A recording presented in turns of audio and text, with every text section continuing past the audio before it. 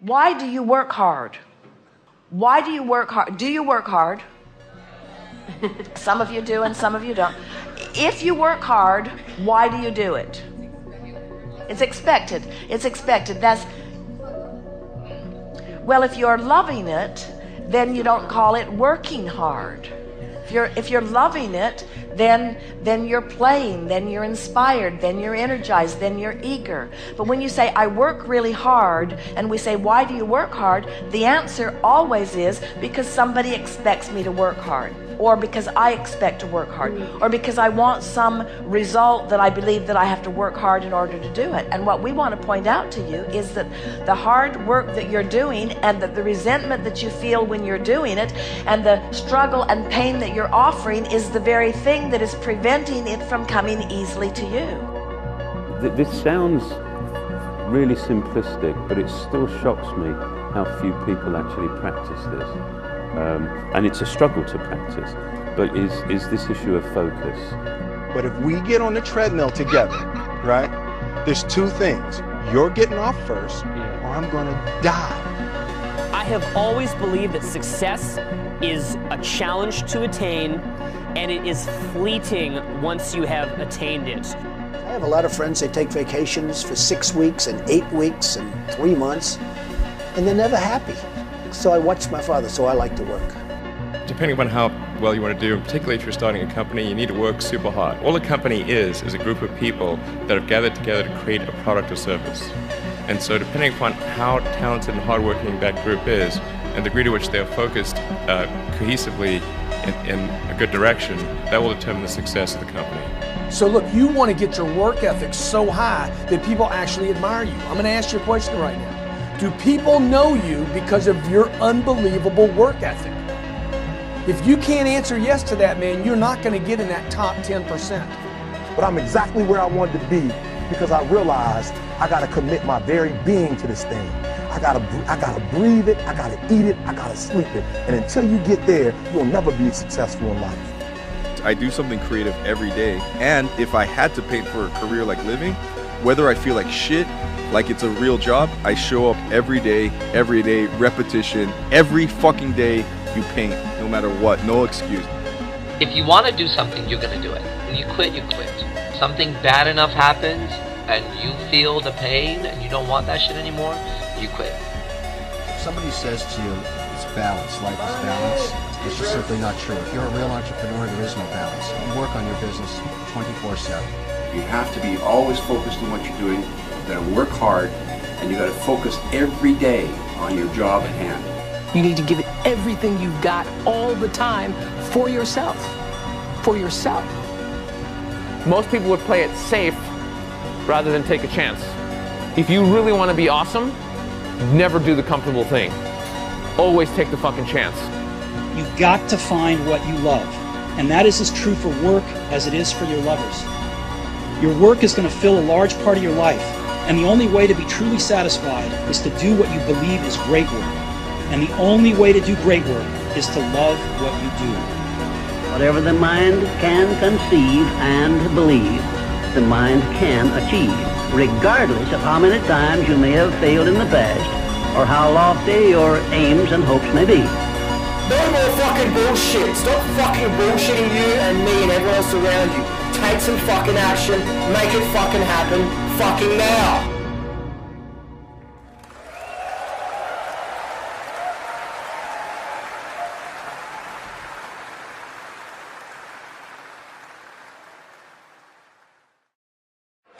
Hard work is fine if it's a work of passion, but just to work hard to buy shit to impress people, you're a fucking loser. An empty vessel. Hard work, if it's hard work that you do for free, hard work if it's a work of passion, you're working at learning how to play the acoustic guitar, or you're trying to find my prostate when we're on ecstasy or something. That's a work of passion, sure, go. Dig in, root around, Just to work hard. It's awful. Understand that human beings are creatures of habit. Okay, we hate change. We hate discomfort. We hate on, taking new tasks at hand. We absolutely hate it. You think you're pursuing, okay, again, this journey of bettering yourself as a person, of expanding and transcending who you are, when in reality, okay, if you really sit down and think about it, what are you pursuing? Okay, basically remaining the same. Okay, in different ways that you can remain the same. Whenever you're trying something new or doing something new, you need to stick at it regardless of what you feel, regardless of what you think, and make it a habit, okay? And this is where surviving versus thriving comes into play. In the beginning, okay, you're gonna come up with all the excuses, your emotions are a lot of resistance, and a lot of bullshit's gonna come up, and you have to stick to that commitment no matter what. You changing who you are isn't something that's very easy to do, okay? In fact, it's the hardest thing you're ever gonna do in your life. And you may tell yourself like, oh, of course I want to better myself, I want to change my life, I want all this. Bullshit. Okay, if you did, you would experience all this resistance and fear when it comes to doing so. Okay, now why do you experience that? Basically, once again, human beings are creatures of habit, and we are scared shitless of the unknown. My advice to you here is whatever you set your mind to, okay, like make a clear, sustainable goal.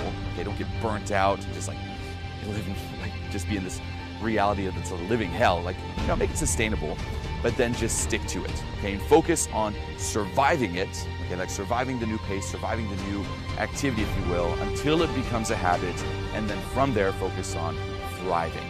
Are you actually just going to surrender to the fucking process and do this? Do it the right way. Okay, and again, the sooner you do it, the fucking better. Stop looking for such a fast, instant result. Okay, start thinking more long term. And step out of being addicted to such high stimulus. You may watch some sport movie, you're like, you know what, I want to do that, I want to play fucking sports. And you go out and you start practicing, and when you don't get the result fast, you're like, well, fuck it. I guess it's just not for me. I guess I'm just not one of those lucky few. It should happen fast, because guess what, in the movie it happens fast. Okay, so you're really addicted to this, I want the instant result.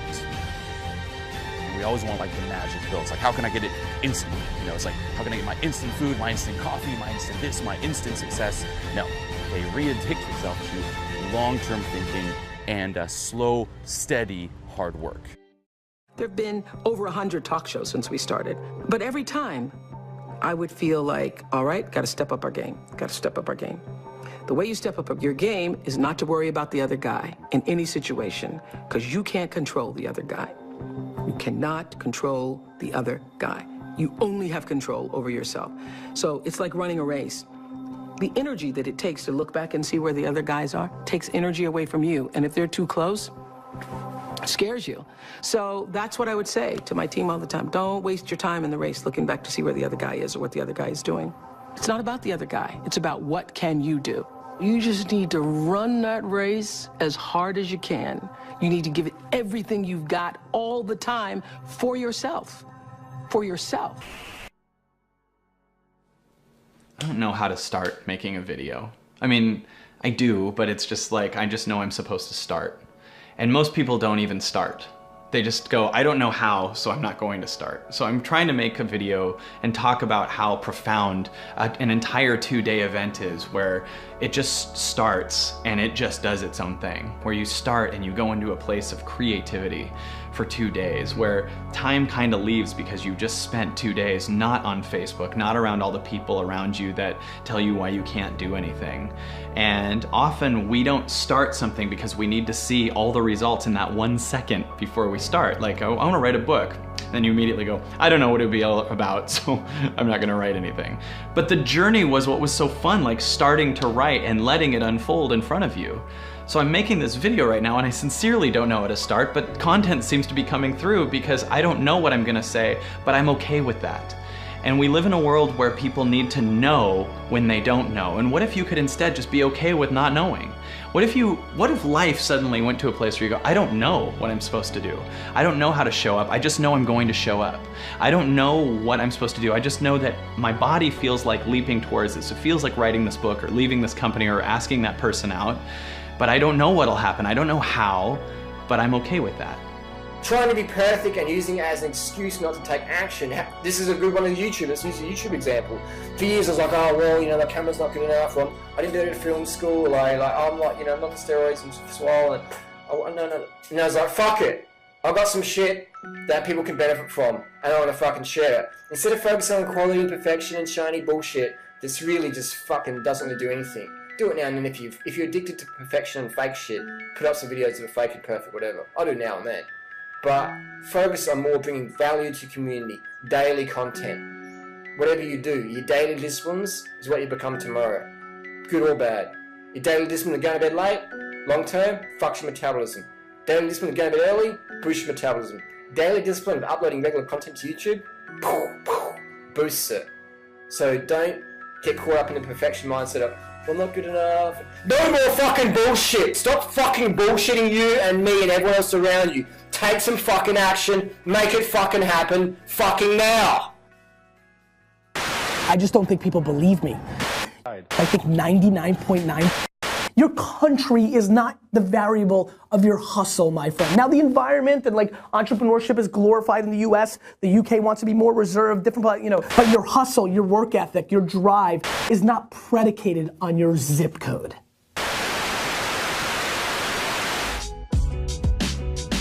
Whether you're 100 or 0, you just want to zen and live in a mountain with no technology, or you want to buy the jets and hustle your face off, or anything in between, you need to find your cadence. There is no reason to do shit you hate. None. Promise me you won't. Whatever you need to do, do it. Look yourself in the mirror and ask yourself, what do I want to do every day for the rest of my life? Do that. And then hustle your face off 15 hours a day to get people to care. You know what I hustle about? I hustle about meeting every single person on earth. Do you know why? Because I care about people more than I care about myself. You're spending an hour or two on things every day that aren't achieving this extra brand or extra monies that you're chasing. And that's what you need to do. You need to work so hard. Your talent isn't enough. You've got to go put in the work. And the fact of the matter is, we're in a time and in a generation that's not willing to do that. If you're pumped with your life and you're good and you're not complaining, do you. Like, don't work at all. I don't give a fuck. This message is for the people like, oh, I don't have time, I don't have money, woe is me. Here's my thing, stop watching entire seasons of House of Cards, because if you're complaining and I audit you, I promise you, I will find 4 hours that you're not doing jack shit. You're playing mobile games, you. Literally, like really? Like you've got time for Angry Birds and you're complaining? Get the out of here.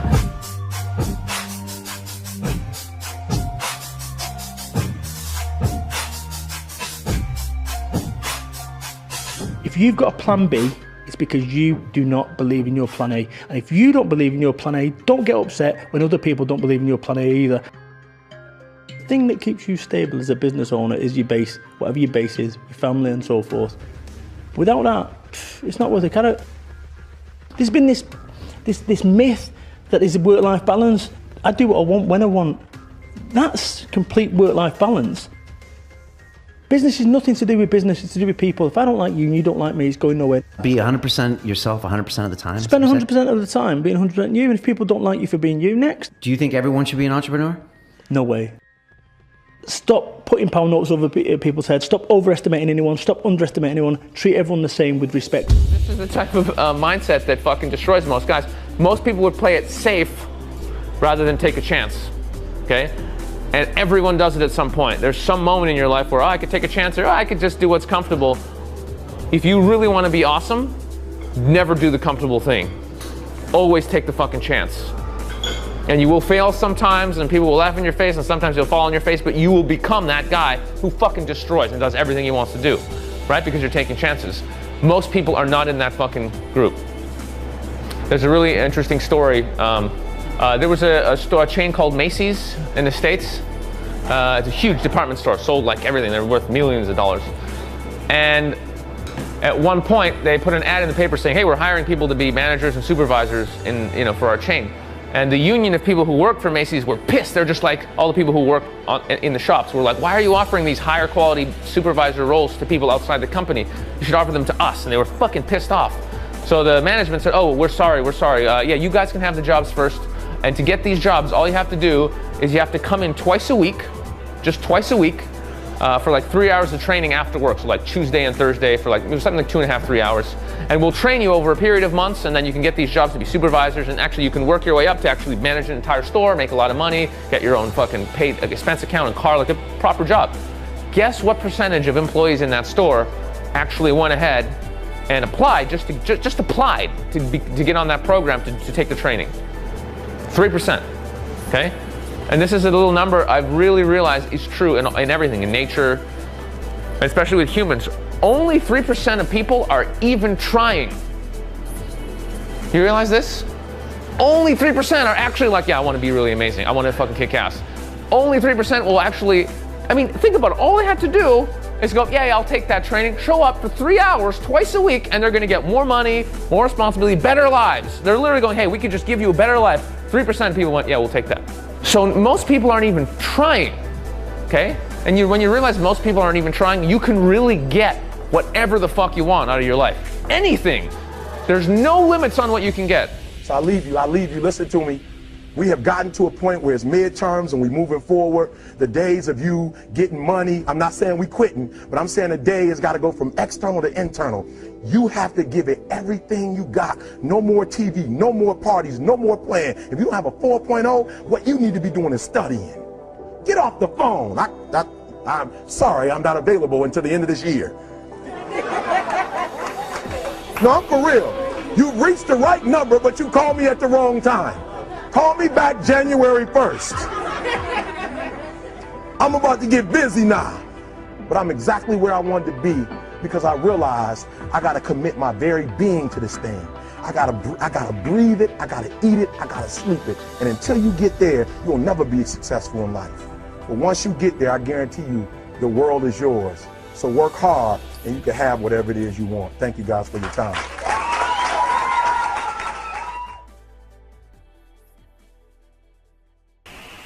It's like you don't take life too seriously, but you also have to take your progress seriously. Because if you do not, then you'll wake up in a couple years from now and you'll be just where you are now.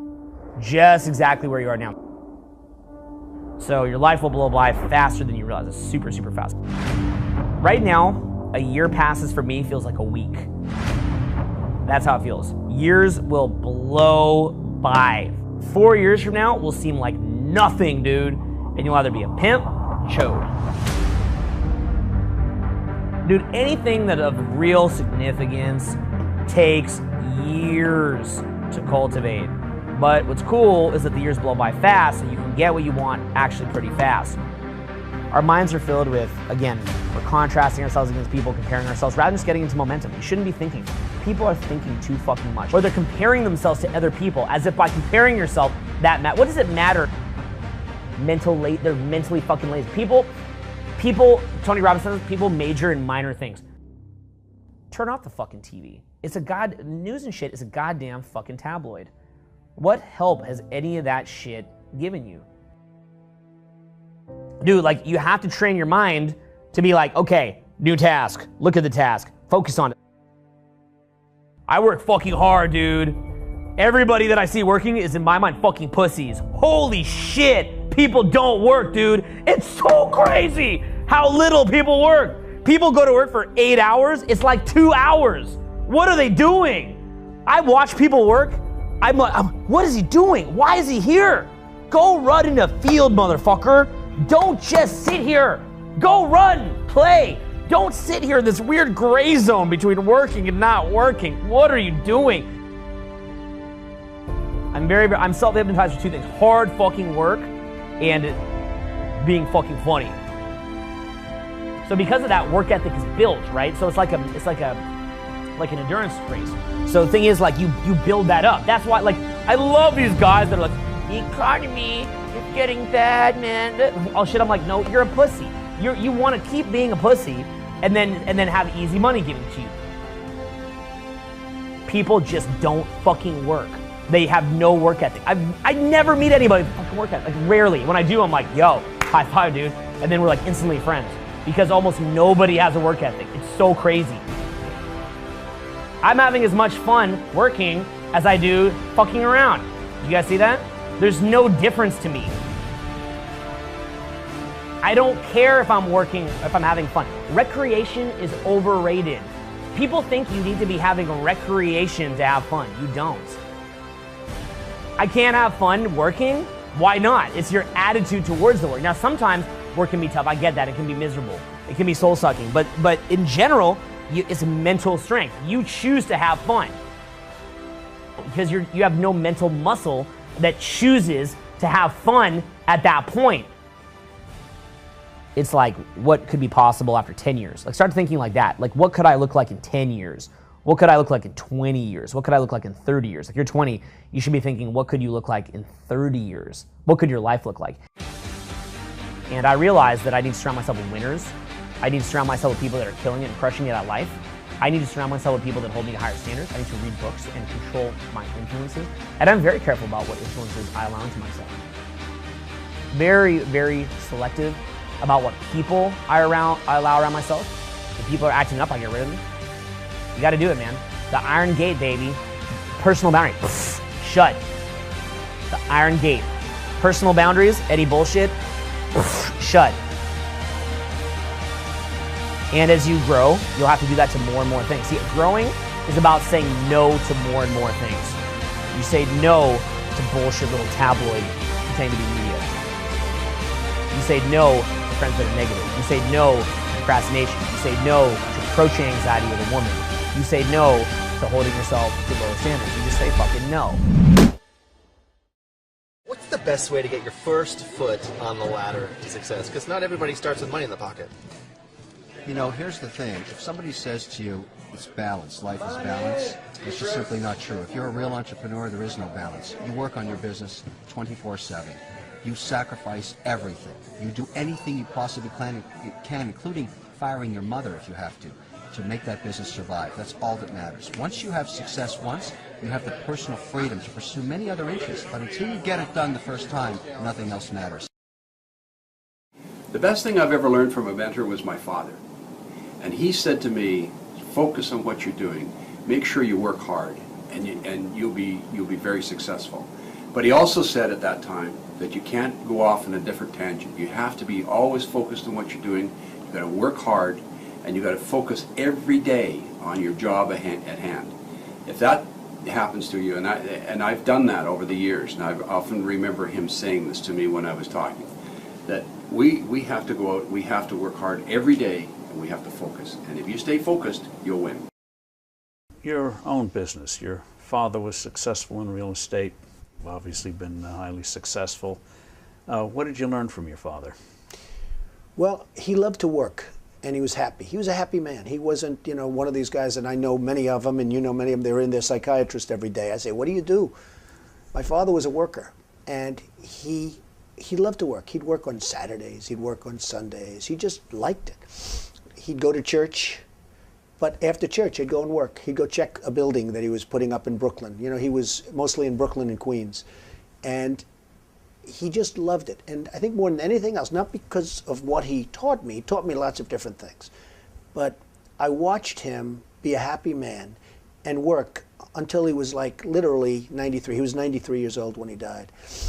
And I said to myself, that's a pretty good formula, because I have a lot of friends, they take vacations for 6 weeks and 8 weeks and 3 months, and they're never happy.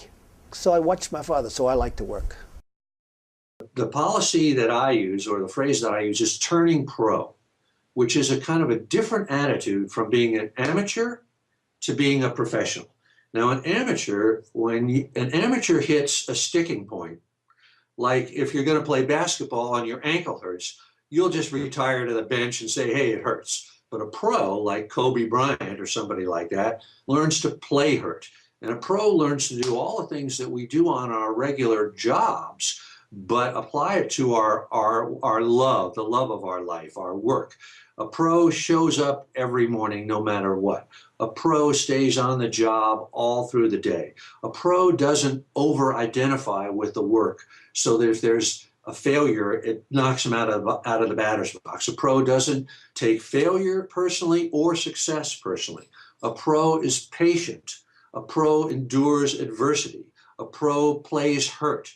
All of this kind of attitude of a professional helps you attain that sort of lunch pail, hard hat, attitude that's not precious, not a prima donna, not a diva, but a hard-working, hit 'em every day, go for it, infantry attack mode. And that, for me, is how you get something done from A to Z. What would you say is your secret to success? Well, that was where the difficulty came in. I determined through careful and protracted experimentation that being able to sit around and drink vodka tonic all day actually took a considerable amount of work. So the secret to the success I've had, I would say, has been just really going back to work after repeated, constant failure. Okay. Yeah, just working basically, not screwing around. That was the secret to the success. Because usually when we're in direct response, and more times than often we're wrong, then we are right. I mean, take the conversion rate, for example. You get 2 people out of 100 buy, it's pretty good. That means you're wrong 98% of the time. So that whole stick-to-itiveness, that's a word, it sounds good. And just hard work, This sounds really simplistic, but it still shocks me how few people actually practice this. And it's a struggle to practice, but is this issue of focus. And the thing with focus is it's not sort of like this thing you aspire to, or you decide on Monday, you know what, I'm going to be focused. It is every minute, why are we talking about this? This is what we're working on. You can achieve so much when you truly focus. What focus means is saying no to something that you, with every bone in your body, you think is a phenomenal idea, and you wake up thinking about it, but you say no to it because you're focusing on something else. This could be the greatest time you ever live if you control what you focus on, if you find a more empowering meaning, and if you decide to model the actions of those who succeeded before you. It can be the best financial time, the best emotional time, the best spiritual time of your life, but you better take control of your state. And if you think you're going to do it just by today, you're wrong. Try this for a moment. I'm going to give you a test. Sit up in your chair with some energy. Make sure your buddy next to you is in a strong state. If otherwise, adjust their state. Come on, change their physiology. What are they going to do? See if they're ticklish. That might help. Now do this. I want you to look around this room right now and find everything in this room that you can find that is brown as fast as you can. Look for brown, look for brown, look for brown, look for brown. Look around you, look for brown, look for brown, look for brown. Okay, close your eyes. I'm going to give you a test. With your eyes closed now, shout out loud everything you saw that was red. If you see a lot more brown right now than red, say yes. Open your eyes, look for red now. I want you to really look for red. Look for red, look for red, look for red. Anything you can find that's red, look for red. All around you, look for red. Raise your hand if you found more red this time and say I. Why did you find more red this time? Because seek and you shall. That's right. Whatever you focus on, you're going to find it. In fact, let me tell you something. You'll even find it when it's not there. How many saw burgundy, called it red, just so you could have more things you counted? Raise your hand, say aye, come on. See, whatever you're looking for, you're going to find. So if you want to change your life, my friends, you've got to change your physiology and you got to change your focus. By the way, how fast can you change that stuff? How fast, my friends? How fast? How fast? Come on. In a heartbeat, once you rechange your conditioning. That's all you got to do.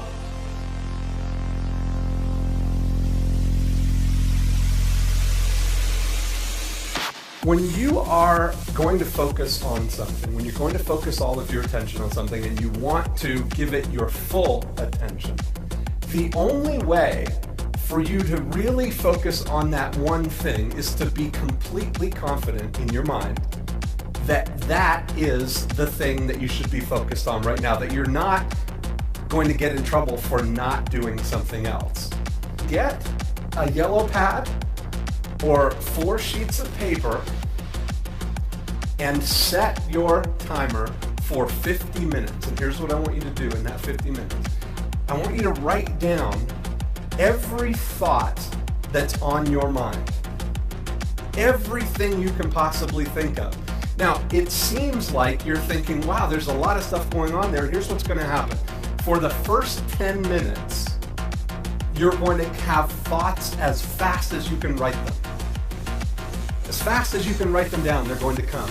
You might start slowing down at 7 minutes or 8 minutes, but then a couple of more will come, and you'll feel like you're completely done at 10 minutes, but you're not.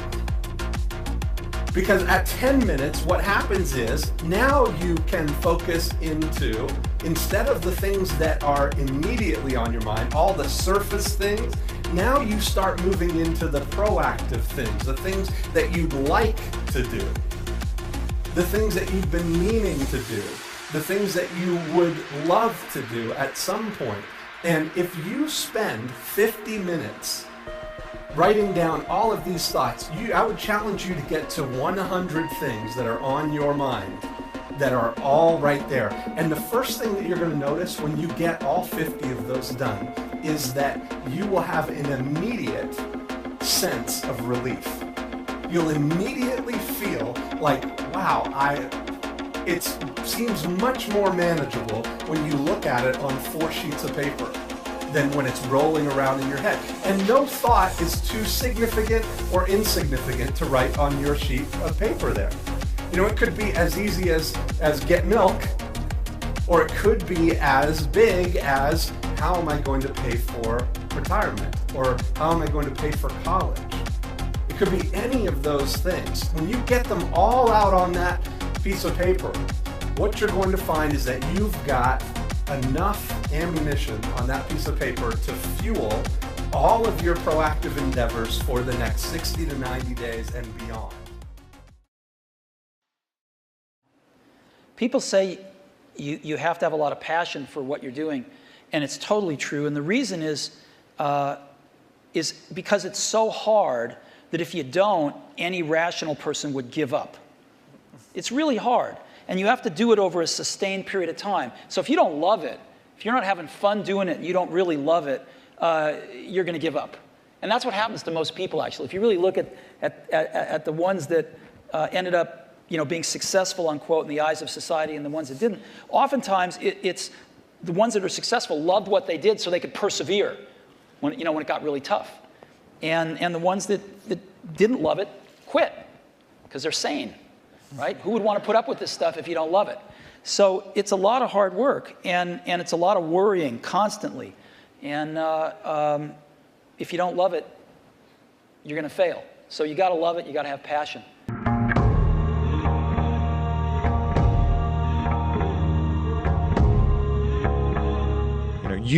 Only you know, really, if you did your best, if you put out the maximum effort to try and achieve the result.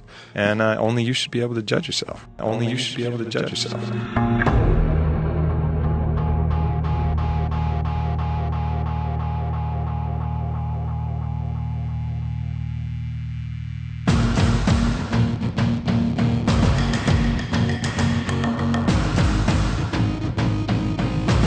You gotta fuel yourself with the fuck ups. And most people get stuck in these patterns because they define themselves as a fuck up. You don't have to do that. You don't have to do that.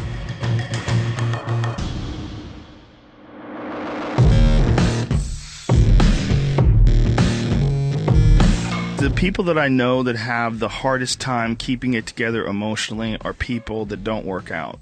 I don't know if it's a coincidence, but the people that I know that have the hardest time emotionally are people that don't work out. And the people that I know that do work out, especially the ones that work out hard, they expel these big giant bursts of energy where your body's like almost dying. You're heaving. Your heart's pounding in your chest. You're barely able to lift this piece of metal up again. You're barely able to jump up on this box again. And by putting yourself in that intense form of stress, it makes regular life more peaceful.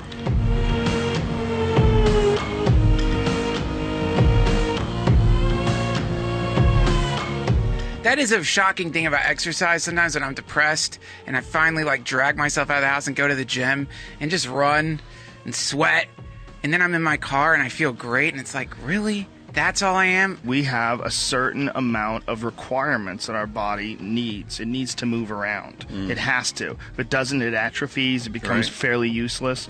Like, you have to keep it moving. And to really appreciate the movement of it, you have to push it really hard. You push it really hard. It's like a drag racer, or like a race car that you could develop into a race car. You develop it just by pushing it and pushing it and pushing it, and it becomes a race car. Or if you let it sit alone, it becomes a really junkety old shit box that can't start anymore. I mean, it literally is almost that simple.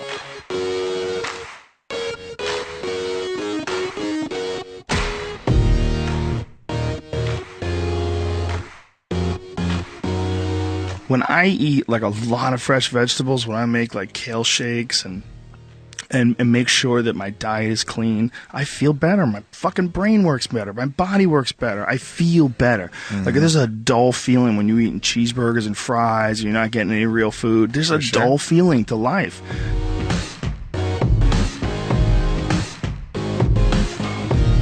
Write down what you would like to fix about your life. And then just, if you're 30 pounds overweight, you want to lose 30 pounds? Do it the right way. Go start eating vegetables, monitor your calories, write down what you eat, exercise every day, force yourself to do it. Say you're the general. The brain is the general, the troops are the body. The troops don't want to listen, but you go, fuck you, you listen. And you get up and you do it.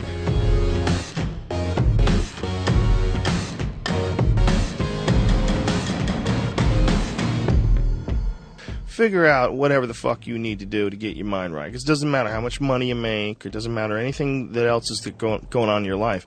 If you don't have your mind right, if you're not thinking about life clearly, you're gonna make some shitty, stupid decisions. Get it together, bitch. Exercise as if your life depends on it. Make a commitment to your health and to yourself that you're going to exercise every day no matter what. I've been in airports at midnight running in circles for 30 minutes because I made a commitment to my life that I will not ever let a day go by that I don't exercise. If God willing, I can do it, I get it done. How you doing, guys? I am running around this little circle here, keeping my streak going. About 10 minutes, the gate's gonna close, and I'm gonna be on the plane for 20 hours going to Sri Lanka. So, gotta get in my streak, and this is the best thing I got. I gotta exercise, man. So people think I'm a little bit nuts, but while everyone's downstairs eating junk, I'm trying to keep my health. We talk about commitment actually later today, but I'm gonna do it now while I'm thinking about it. You know, the difference when I tell you I'm gonna do something, I'm gonna do it. Klaus Kleinfeld, who's up there on the Hall of Fame, a number of years ago, I was supposed to meet him at the Frankfurt airport. And I was involved in a very serious accident in Cabo San Lucas, racing dune buggies with my two sons. Going about 50, 60 miles an hour, I hit a boulder or a rock under the sand. And the dune buggy went up in the air and flipped and landed back down on me. And it cracked my sternum, collapsed all my lungs, punctured my liver, punctured my spleen, punctured part of one of the main things that go to your heart, broke 8 ribs, did all kind of shit to me. Almost died. So when I showed up at the airport, Vinica, who some of you have talked to, right, pushes me in a wheelchair into this restaurant that they're wearing white gloves, tails, you know. And I'm slumped over like this, and Klaus is about where Matt is, and I look up and he says, God almighty, Dan, what's wrong? What happened to you? Why are you here? She pushes me a little farther, and I said, Winneka, could you straighten my head out, please? So she takes me by the ear like this, and kind of, you have to know Winneka. Winneka's a tough bitch. She kind of pulls my head up like this, and I'm talking, because I didn't want to talk to him like this, and I said, I told you I'd be here. Klaus says he still remembers that when he thinks he's got a cold or he's not going to go to a meeting, he has a flashback from that. Now, why was I like that? Well, the reason I was like that is because when I was 6 years old, I landed in Le Havre, France. My dad was a head of the CID, Criminal Investigation Division of the United States Army Europe during the Korean War. My mother and I sailed across the Atlantic to meet him, and he said, "I'll pick you up, son." A long distance phone calls in those days you couldn't hear, and it was all scratchy. "I'll be there, son." Okay, so he's at Le Havre. He picks me up, picks us up. So I go to put my arms around him to give him a hug. I bring my hands back, like in a horror movie, massive, just blood all over. So I said, "Daddy, Daddy, what happened? What happened?" He said, "Don't worry about it. Don't worry about it." And he takes me like this, and just walked to the limo, or where his driver was. He had just had surgery. They took a tumor out of his back, and he wouldn't let them put him under a general anesthetic, only a local. And he had a .45 automatic on his chest with mirrors to watch the surgeon, because he had a lot of top secret information. He was the head of the CID, etc. And just stitched me up. I got to go pick up my son. So when you've seen that, when you're 6, you're not going to let all that shit that happened to me not fulfill a commitment. Now you might have a migraine, or you've got diarrhea, and you'll miss a meeting. That's the difference. The corollary to that is when I say I'm going to fuck you up, I mean I'm going to fuck you up. That's just not a fucking metaphor.